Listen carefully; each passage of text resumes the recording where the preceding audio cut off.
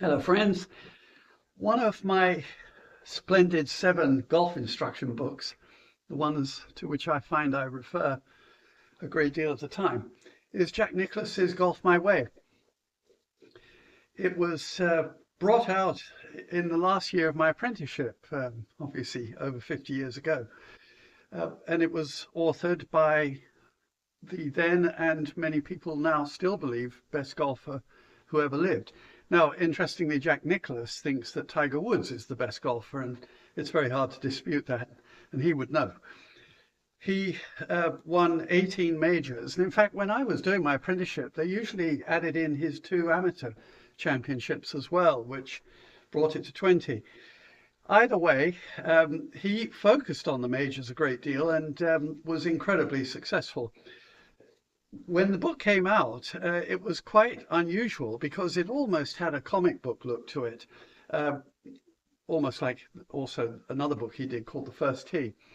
And one of the features about this that I like very much sort of speaks to the modern environment of learning anything. Everything's very quick on the internet. We are meeting on the internet. And in this book, obviously, he has a lot of text talking about whatever the topic might be. But he also does a very interesting thing, which I really like. He has these highlighted areas in orange that really add an extra flavor. And almost it's possible to go through this book just looking at those orange and enhanced areas and get from it what you want. Now, one of them, to give you an example, was same swing with every club. Now, this is a very common expression in golf literature. And he mentioned that he had had a conversation with one of the greatest golf instructors in the world in history, John Jacobs of the UK, who was also a very fine player in his own right, but went on to teach even on TV. In black and white. I always thought rather interestingly that his black and white TV shows sort of colored the way I teach. And in fact, his book, Practical Golf, was used almost verbatim as the sort of guidebook for teaching golf while I was doing my apprenticeship. Now, in his conversation with John Jacobs, Jack Nicklaus referenced the fact that the word geometry came up, and I still to this day talk about the architecture, the mechanics, and the geometry of golf. And so he was asserting, as had John Jacobs, that it's the same swing for every club in the bag. And I thought it was worth mentioning that although generally it's true, there is one sort of minor loophole to that. The ball position in golf actually changes. We agree that the ball, as the club gets longer, moves, of course, farther from your feet, but also more to the left, and never more so than with the driver, where it's teed up and opposite. In the case of Jack Nicklaus, he advocated his left heel.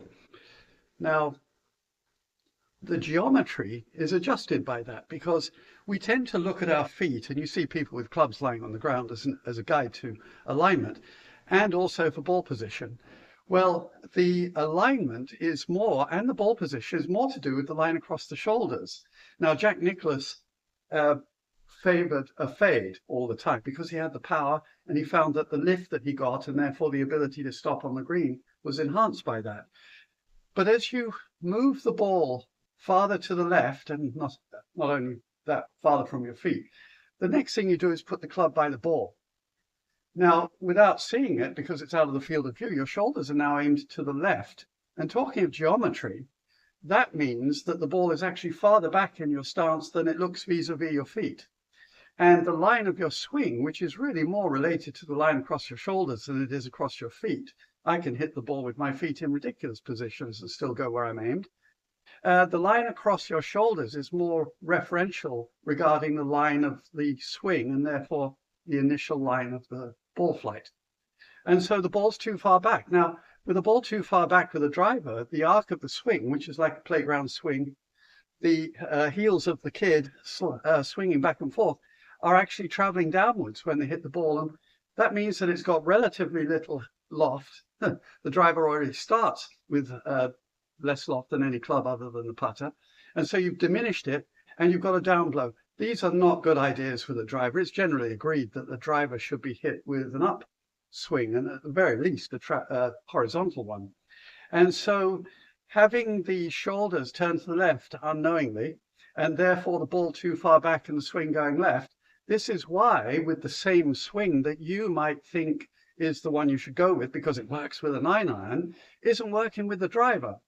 So if people ever chose their their driver swing as the frame of reference and used that with their 9-iron, then they do better. But in fact, nobody ever approaches it that way. They always start off by saying, well, what swing do I hit best with? My 9-iron. Let's use that swing with the driver. Move the ball, doesn't work. So my reference regarding geometry is that the geometry has changed and therefore the angle of attack has changed, and we have to reference that and not be completely bound by the idea that it's the same swing. Yes, it might be the same motion, but certainly the geometry, as they were talking about, has changed.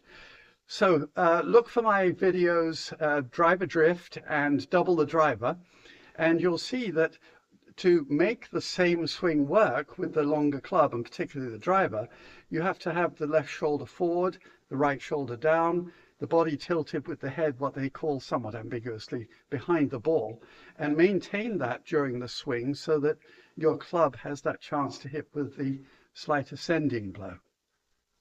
Jack Nicklaus, Golf My Way. Wonderful.